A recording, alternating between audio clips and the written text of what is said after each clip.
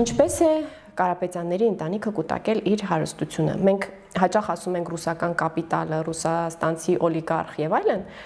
Այստեղ էլ կարող մարդիկ մտածեն, որ, չգիտեմ, ասենք օրինակ երևի Ռուսաստանում շատ անկախ տնտեսական մի ոլորտում է մարդը կուտակել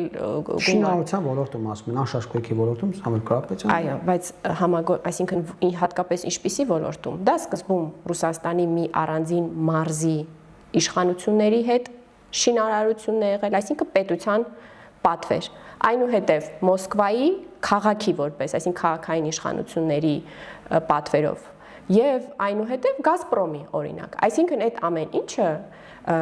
Ռուսաստանի Դաշնության պետական բյուջեի գումարներն են, պետական պատվերներ, որոնք, այո, դրանց գերակշիռ մեծամասնությունը ոչ թե ինչ-որ ազատ փողեր են եղել, որոնք զուտ այդ մարդու քաղաքացիությամբ կապված են Ռուսաստանի Դաշնության հետ։ Դրանք ազատ գումարներ չեն եղել, դրանք պետության գումարներն են եղել, այսինքն դրանք բոլոր տենդերներ են, պատվերներ են, որոնք այդ կազմակերպությունները շահել եւ արել են։ Եվ այսինքն սրանից երբ որ մենք ասում ենք դա ռուսական կապիտալի ուժն է, նկատի չունենք միայն այդ մարդու քաղաքացիությունը, նկատի ունենք, ասենք օրինակ այնտեղ համագործակցություն կա Ռուսաստանի դատախազի որդու հետ,